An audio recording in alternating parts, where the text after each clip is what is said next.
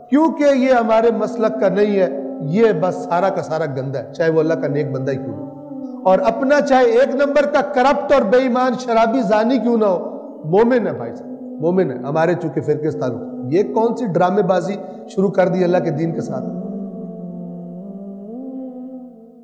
اب یہاں پہ آپ توجہ فرمائیں، آیت نمبر 113، اوپر والی آیت میں سخت یہودیوں کی مذمت کی جا رہی ہے، لیکن ان آیات میں اللہ تعالیٰ کہہ رہے ہیں کہ یاد رکھو یہ سب ایک جیسے نہیں ہیں، اور ہم آپ کی خدمت میں عرض کریں اور عرض کرتے رہتے ہیں درسوں وغیرہ میں کہ اے کاش تمام اسلام کے مسالک اس نگاہ سے دوسرے مسلک کو دیکھنا شروع ہو جائیں، یہ نہ کہیں کہ سارے برے ہیں، جیسے قرآن کہہ رہا ہے یہودیوں سے زیادہ قرآن نے کسی کو برا بھلا نہیں کہا، لیکن ان کے بارے میں بھی قرآن کہہ رہا ہے سب ایک جیسے نہیں، ان میں اچھی صفات والے بھی ہیں، اور اللہ ان کو صالحین کہہ رہا ہے، اللہ ان کو متقین کہہ رہا ہے، تو پھر امت اسلام والے بھی دوسرے مسالک کو اس نگاہ سے دیکھیں۔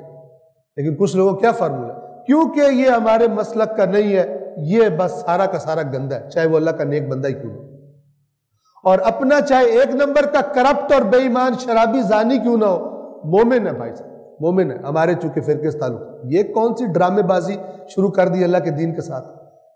کبھی دیکھا ہے قرآن کسے مومن کہتے ہیں؟ کبھی دیکھے اہل بیت اطہار کسے مومن کہتے ہیں؟ کیا صفات بتاتے ہیں مومن کی؟ ان سب کو، قرآن کو بھی چھوڑ دیا، اہل بیت کو بھی چھوڑ دیا، صرف ظاہری طور پر جو پیدائشی ایک جگہ پیدا ہو گیا ہے اور ساری گندگیاں اس کے اندر ہے، اس کو بھی کہتے ہو مومن ہے۔ کیسے دین کے ساتھ تم نے مذاق بنایا ہو۔ اللہ ان یہودیوں کے بارے میں کہہ رہے ہیں یہ سب ایک جیسے نہیں۔ اب دیکھیے تعریفی کلمات،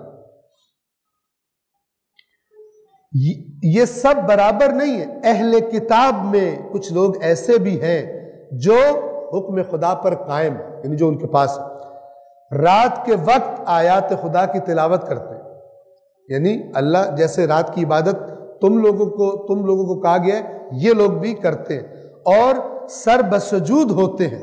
اب صفات دیکھتے جائیے، یہ صفات دیکھی جائے اور ان یہ صفات والے اکٹھے ہوں اور اس امت کے قریب لانے کا باعث بنے۔ کیا صفات ہے؟ اور اللہ پر اور آخرت پر ایمان رکھتے ہیں۔ دیکھیے یہاں رسول اللہ کا تذکرہ نہیں ہوا کہ رسول اللہ پر ایمان لا چکے، اللہ پر ایمان رکھتے ہیں، آخرت پر ایمان رکھتے ہیں، اور امر بالمعروف کرتے ہیں، نہیں انل منکر کرتے ہیں۔ وہ جو مومنوں کی صفت، جس صفت کی وجہ سے اللہ کہہ رہا ہے تم بہترین امت ہو، یہ وہ کام کرتے ہیں، اور نیکی کے کاموں میں جلدی کرتے ہیں۔ یہ صفات دیکھو، نہ کہ مسلک کی بنا پر اچھے سے اچھے انسان کو برا کہہ کے ریجیکٹ کر دو۔ تمام عمر اسی ذلت اور رسوائی کا شکار رہو گے جب تک کہ قرآن کے معیارات کو قائم نہیں کر دیتے۔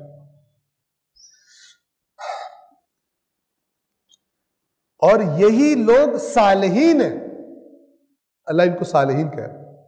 اب اگر کسی، اگلی آیت کیا ہے، اگر کسی کے ذہن میں یہ سوال آئے کہ یہ تو اسلام میں ابھی انہوں نے قبول نہیں کیا، تو ان کے جو نیک کام ہے یہ اللہ قبول کر لے گا؟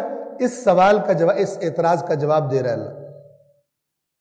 اور یہ لوگ نیکی کا جو بھی کام انجام دے رہے ہیں اس کی ناقدری نہیں کی جائے گی ہرگز، اور اللہ تو متقین کا خوب علم رکھتا ہے۔ ان کو متقین کہا جا رہا ہے۔ اب یہ کیوں کہا جا رہا ہے؟ جو یہ نیکی کر رہے ہیں اس کا انکار نہیں کیا جا رہا، یہ خود اگر آپ اس میں جسے تدبر کہتے ہیں وہ کریں، تو کسی کے ذہن میں سوال آئے کہ یہ تو ابھی انہوں نے اسلام قبول نہیں کیا تو ان کی نیکیاں قبول ہے؟ قبول ہے۔